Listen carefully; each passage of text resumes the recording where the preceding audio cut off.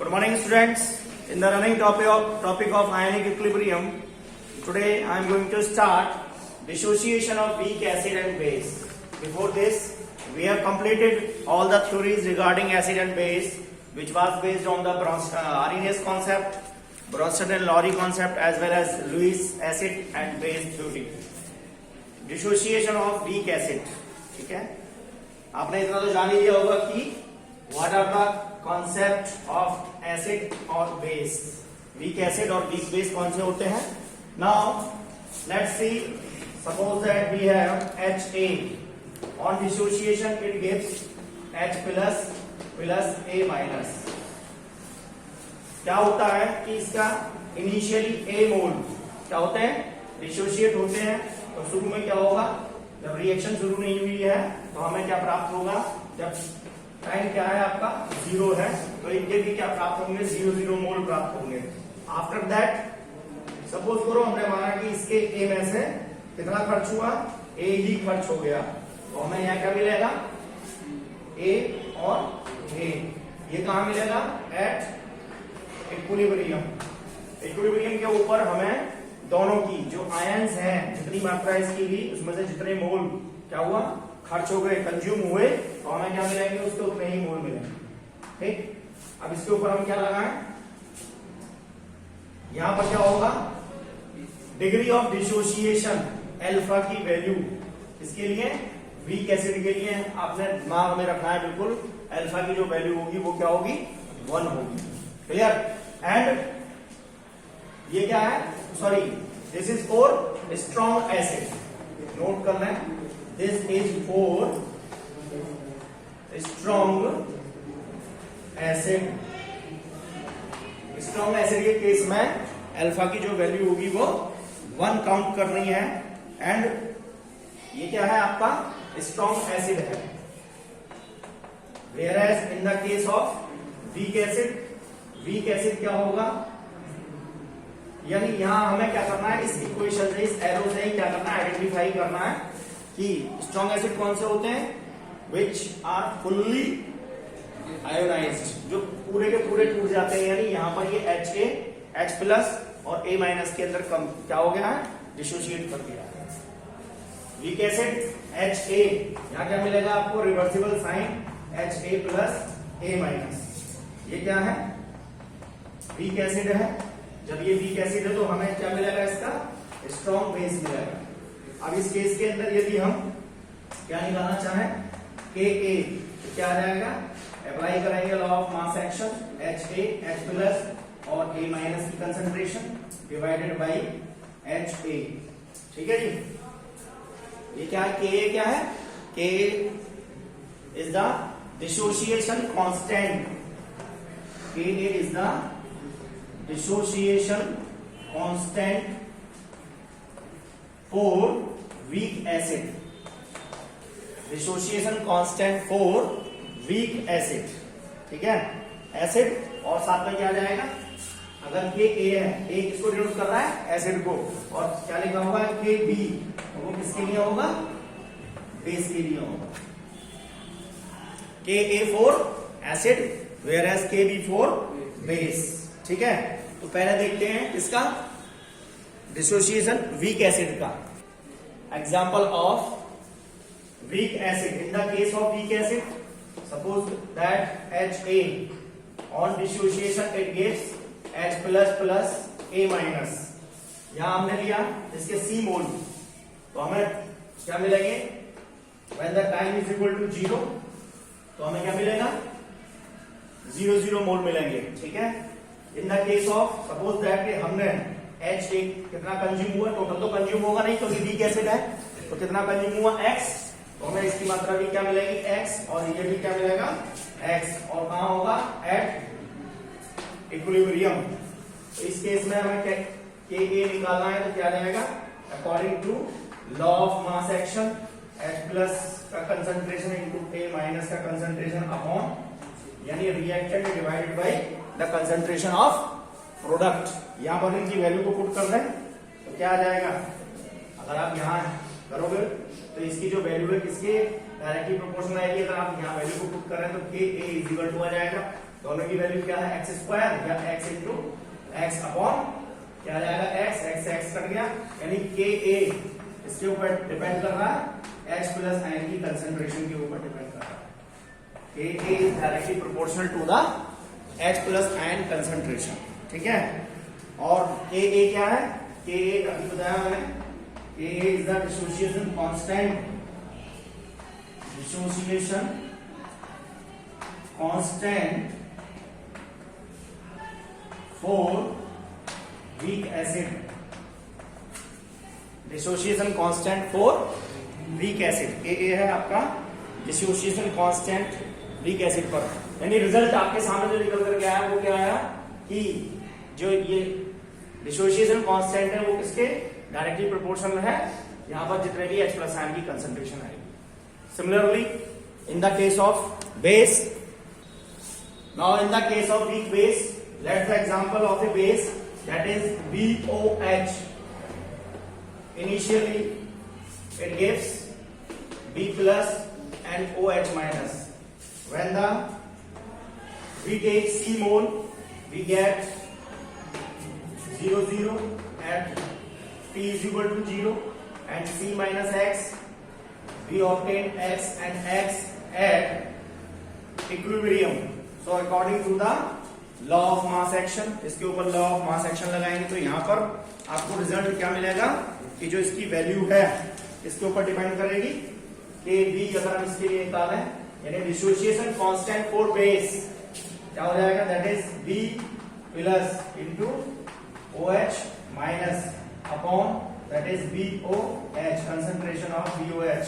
यहां की वैल्यू को पुट करेंगे क्या रहेगा, X into X divided by X, X X cancel हो जाएगा, it means KB is directly proportional to the इसके ऊपर, यहाँ किसके ऊपर, OH के ऊपर, OH माइनस इसके ऊपर डिपेंड करता है, यानी जितना आप क्या करेंगे OH आयन कंसेंट्रेशन जितनी ज्यादा बढ़ाओगे, ठीक है, उतनी ही KB की वैल्यू क्या होगी, इंक्रीज होगी। तो वीक एसिड और वीक बेस के केस में डिसोसिएशन कांस्टेंट इसके ऊपर H प्लस आयन और OH आयन की कंसेंट्रेशन के ऊपर डिपेंड करता है, लेकिन इसको फिर भी एक्सप्लेन करने के लिए, ठीक है, यानी क्या दिया गया, ओस्टवाल्ड में क्या दिया, Ostwald dilution law, Ostwald dilution law, ठीक है। तो अब देखते हैं ओस्टवाल्ड का डाइल्यूशन नियम। Now let's see the Ostwald dilution law, which was based on the degree of dissociation. Ostwald का कहना था कि जैसे जैसे क्या होगा, as concentration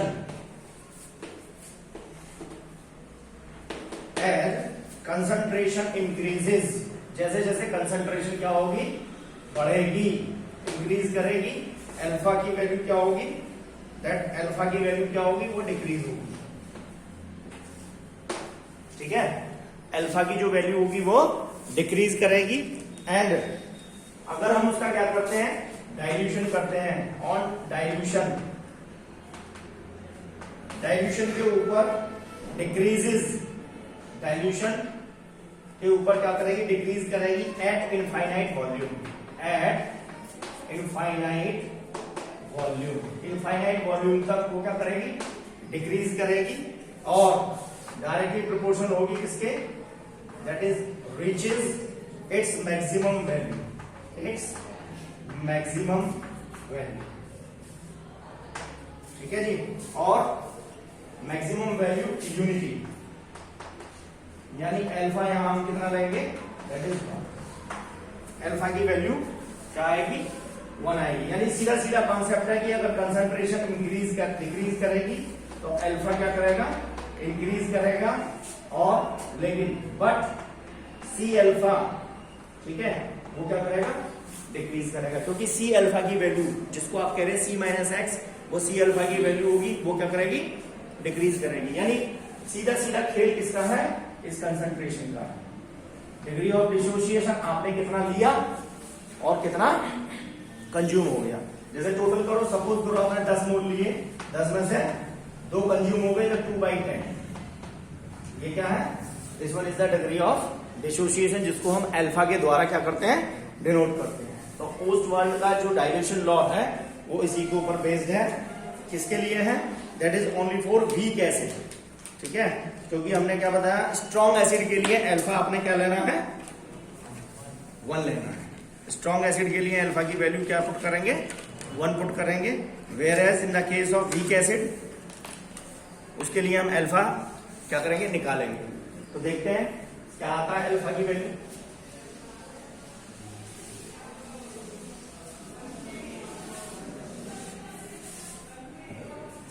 Suppose that there is a weak acid HA. On dissociation it gives H plus and A minus. क्या देता है? H plus देता है और A minus देता है, ठीक है जी। तो यहाँ क्या जाएगा आपका, लिया हमने C, ये 0, ये 0, ये मिला आपको जब रिएक्शन शुरू नहीं हुई है, और यहाँ लिया हमने C, ठीक है जी। तो हमें यहाँ क्या मिला, एट इक्विलिब्रियम। सपोज करो ये जो वैल्यू थी इक्विलिब्रियम के ऊपर हमने क्या ली, सी, और हमारी सी अल्फा जो वैल्यू है वो क्या हो गई, कंज्यूम हो गई।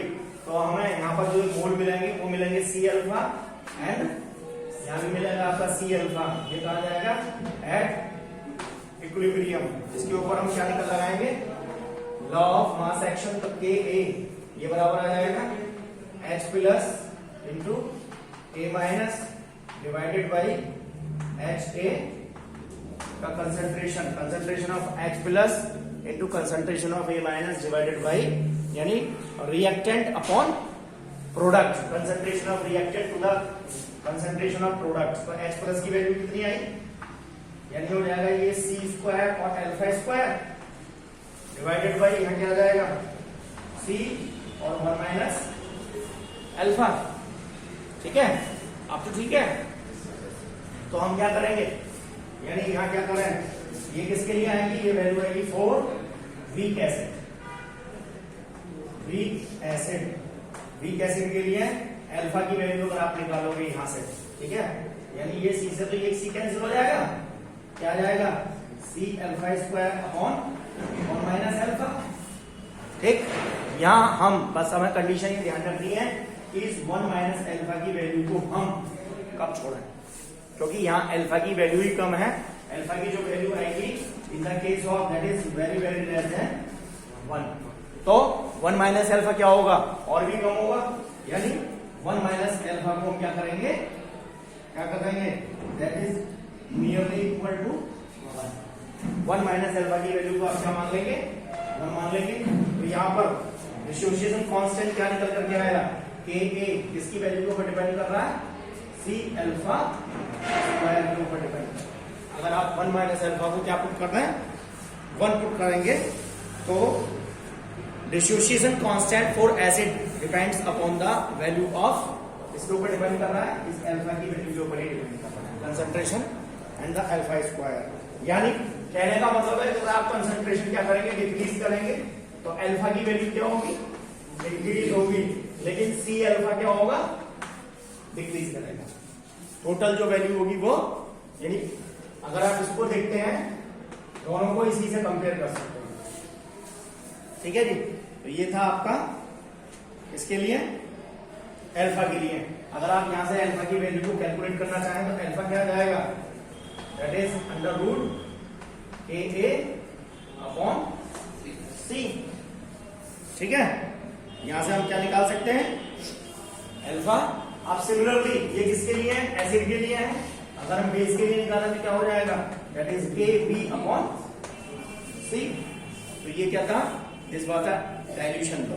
अगर यहां पर आप क्या करेंगे, इनके लिए ग्राफ ड्रॉ करेंगे। अगर आप ग्राफ ड्रॉ करते हैं तो ग्राफ की पोजीशन क्या आएगी, यानी अल्फा की वैल्यू हमें क्या दिखानी है, रखते हुई। अगर आप यहां ले लेते हैं कंसंट्रेशन, ठीक है जी, ये एक्स एक्सिस, ये वाई एक्सिस के ऊपर, और यहां ले लेते हैं आप अल्फा, ऊपर अल्फा लिया, और ये ले लिया हमने मिनिमम कंसंट्रेशन 0.1। तो अल्फा की जो वैल्यू होगी वो डिक्रीज करेगी, ठीक है। अल्फा क्या करेगा, डिक्रीज करेगा। एक रेस्पेक्टिव रेशो के साथ अल्फा क्या करेगा, डिक्रीज करेगा। अल्फा अगर आपका सीधा सिंपल सा है, अगर अल्फा क्या कर रहा है, इंक्रीज कर रहा है, तो कंसंट्रेशन क्या होगी, डिक्रीज होगी। अल्फा अगर इंक्रीज कर रहा है तो कंसंट्रेशन क्या होगी, डिक्रीज करेगी। अगर आप वहां से अब H प्लस आयन की कंसंट्रेशन निकालना चाहें तो that is equal to C alpha, और ये बराबर हो जाएगी आपकी अंडर रूट के ए इंटू सी। और अगर similarly in the case of base, if you want to calculate the concentration of OH ion, that is also equal to C alpha, और यहाँ आ जाएगा Kb into C।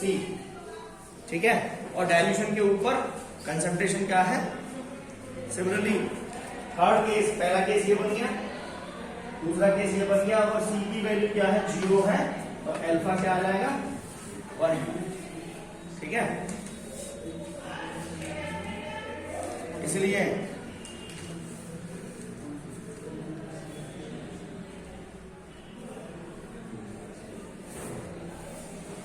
ठीक है जी, ये आएगा। Now let's see the relative strength of acid and base. तो formula है relative strength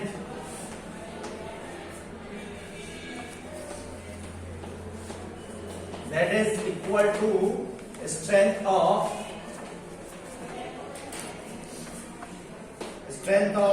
first acid divided by strength of second acid.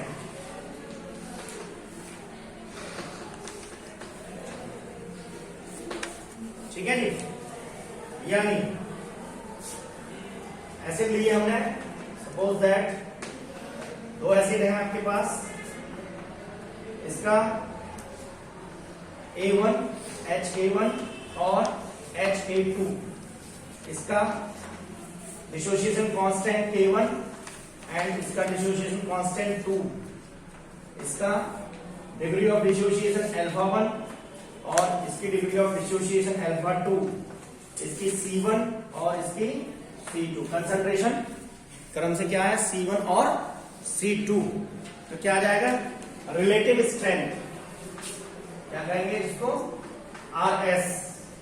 ठीक है, alpha 1 C1 upon that is alpha 2 और C2, और you can say that under root K1 C1 upon K2 C2। यानी जो formula हमने पीछे क्या किया था, बताया था, उसके आधार पर ये आप क्या कैलकुलेट कर लोगे, relative strength of respective acid और बेस। ठीक है, ये आ गया फॉर्मूला।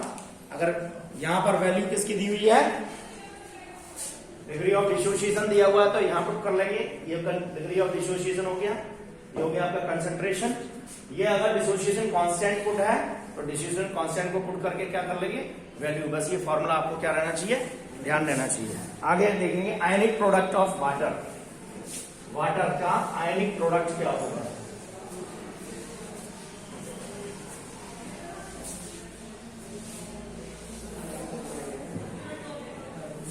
now ionic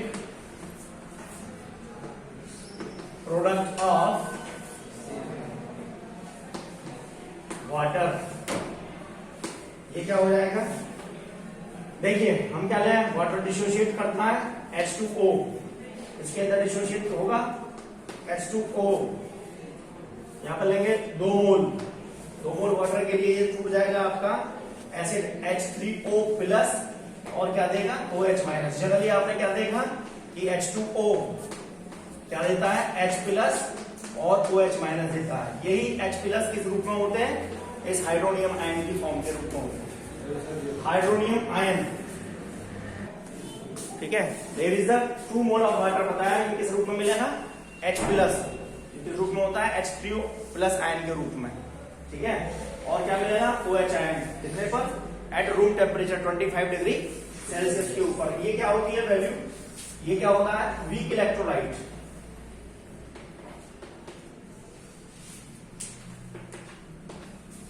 ठीक है, अब क्या मिल जाएगा, कंसंट्रेशन, अगर हम ये माने इसकी, ठीक है जी, इसकी कंसंट्रेशन क्या है, दैट इज C, और near about that is equal to, अगर हम इसको कांस्टेंट लें तो एट 25 डिग्री सेल्सियस इसका डिसोसिएशन कांस्टेंट फॉर वाटर, ये क्या हो जाएगा आपका, that is H plus into OH minus upon, और ये क्या आ जाएगा आपका H2O। ठीक है, ये ले लीजिए आप फर्स्ट इक्वेशन। अगर आप इसका प्रोडक्ट निकालें H प्लस और OH minus, product of H plus और OH माइनस, तो ये किसके बराबर हो जाएगा, that is equal to KH2O into the concentration of water. ठीक है, और ये वैल्यू हमने क्या मानी है, इसको ही, इस प्रोडक्ट को क्या कह सकते हैं, H plus into OH minus, concentration क्या रखी हमने, कांस्टेंट, इसको हम क्या कह देंगे, ionic product of water, that is KW। लेकिन KH2O is not just equal to KW, ये भी मानेंगे। ठीक है, अगर हम देखें, यानी ये जो KW है क्या है, that is ionic product IP। अब हम क्या माने, ले लें यहां पर मोल, H2O के इनिशियली क्या लिए थे हमने, C मोल, और इनिशियल में हमें क्या मिला 0,0। वाटर का डिसोसिएशन करें H2O, on dissociation it gives H plus plus OH minus, यहां में लिए C, ये 0 0, कितना पाएगा at T is equal to 0, और यहां हमने ली थी C माइनस, और अल्फा इसमें से क्या हुआ, डिसोसिएट हुआ, तो हमें H प्लस की वैल्यू क्या मिलेगी, अल्फा अल्फा। और अगर ये जो C माइनस अल्फा है इसको क्या मानना है, that is nearly equal to the C। ठीक है, क्योंकि अल्फा लीक एसिड के लिए क्या होगा, नेग्लिजिबल, तो यहां पर अल्फा की वैल्यू क्या हो जाएगी 0, तो क्या आ जाएगा KW एट 25 डिग्री सेल्सियस, ये ध्यान रखेंगे, इसकी जो वैल्यू आएगी वो कितनी आ जाएगी, यानी H plus into OH minus, इसकी कंसंट्रेशन के बराबर होगी, और ये वैल्यू होती है 10 टू द पावर माइनस 40। ठीक है, क्योंकि वाटर का जो pH होता है वो कितना होता है, 7। ठीक है जी,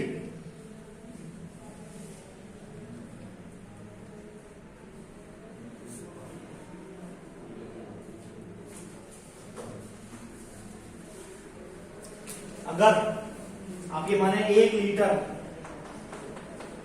वाटर है तो उसके अंदर कितने ग्राम है, 1000 ग्राम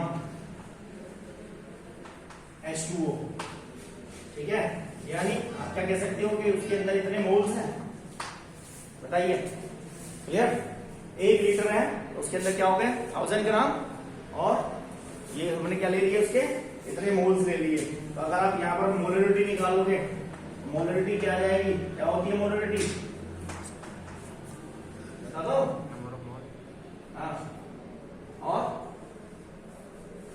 कितने लिए मोल्स, 1000, और क्या आ जाएगा इसका मॉलिक्यूलर मास, इसे डिवाइड करोगे तो इसकी जो मोलरिटी आती है वो आती है 55.55 या 56, और ये आ जाएगी कितने में, मोल पर लीटर। ठीक है, ये वैल्यू ध्यान रखेंगे मोलरिटी की, किसकी, वाटर के केस में मोलरिटी जो होती है वो 55.56 मोल पर लीटर होती है। ठीक है जी, यानी अगर हम ये डिसोसिएट किया, अगर वाटर की कंसंट्रेशन को क्या लें, देखें फिर से, तो ये जो वैल्यू डिपेंड करेगी इसके ऊपर डिपेंड करेगी। आपने लिया यहाँ H2O, इसमें डिसोसिएट होकर के क्या दिया, H प्लस और OH माइनस, 25 डिग्री सेल्सियस के ऊपर आपने क्या निकाला, KW, क्या आया था आपका, product of the concentration of H plus और OH माइनस। तो यहां पर क्या हो जाएगा, अगर दोनों की कंसंट्रेशन क्या है, बराबर है, यानी H प्लस की कंसंट्रेशन OH माइनस के स्क्वायर के बराबर है। तो अगर आप यहां निकालोगे तो H प्लस कितना आ जाएगा, H प्लस कितना आ जाएगा बता दो जल्दी, 10 टू द पावर माइनस 7, जो किसके बराबर होगा, OH माइनस की कंसंट्रेशन के बराबर। यानी दोनों की वैल्यू क्या होगी, H प्लस आयन और OH आयन की कंसंट्रेशन की वैल्यू कितनी आ जाएगी, 10 टू द पावर माइनस 7। किसके लिए, ठीक है। यानी आप यहां वैल्यू को पुट कर देंगे, ठीक है। अगर आप यहां क्या निकाला है वाटर के लिए, KW और अपॉन KH2O, दैट इज क्या हो जाएगा, बराबर होगा किसके, KH2O के, और KH2O की जो वैल्यू आएगी वो क्या आएगी, 10 टू द पावर माइनस 14, ठीक है। अब अगर आप KH2O निकालो यहां वैल्यू को पुट करके तो कितना आ जाएगा, 10 टू द पावर माइनस के 14 मल्टीप्लाई 18 और डिवाइडेड बाई कितना 1000। तो इसके लिए KH2O की वैल्यू इसको कैलकुलेट करोगे कितनी आ जाएगी, ये आ जाएगी आपकी 1.8, और ये ऊपर को जीरो चली गई तो 10 टू द पावर माइनस कितना हो जाएगा, 16, ठीक है। यानी ये जो वैल्यू है 10 टू द पावर माइनस 14 ये कांस्टेंट वैल्यू नहीं है। यानी क्या होगा यहाँ पर, जैसे जैसे टेम्परेचर क्या होगा बढ़ता जाएगा ये वैल्यू भी बढ़ती चली जाएगी। ये कितने पर है, ये 25 डिग्री सेल्सियस है, KW की वैल्यू ये कितने पर है, 25 डिग्री सेल्सियस पर होती है, 10 टू द पावर माइनस 14, ये ध्यान रखेंगे। लेकिन जैसे जैसे टेम्परेचर क्या करेंगे हम इंक्रीज करेंगे, ये वैल्यू भी चेंज होती चली जाएगी, ठीक है जी।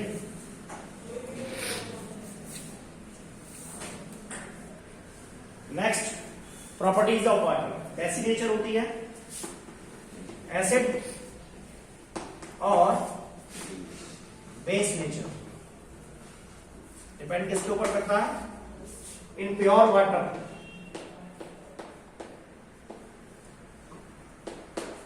ठीक है, concentration of H plus that is equal to the concentration of OH minus. So क्या हो जाएगा, इट इज न्यूट्रल, ना तो एसिडिक होगा और ना ही बेसिक होगा। प्योर वाटर जो होता है वो न्यूट्रल होता है। अभी आपने क्या निकाला, second molar concentration, molar concentration कितनी आई, ठीक है, या आप कह सकते हो इसको मोलरिटी ऑफ वाटर।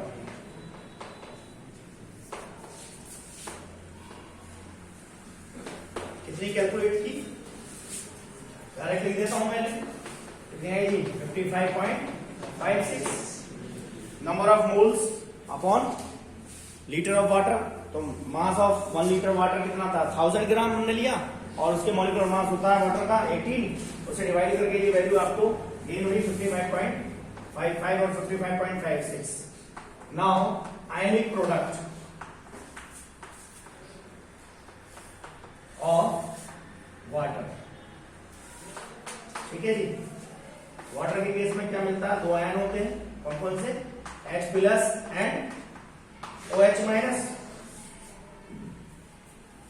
pH का formula, pH is equal to होता है माइनस लॉग और H प्लस, ठीक है।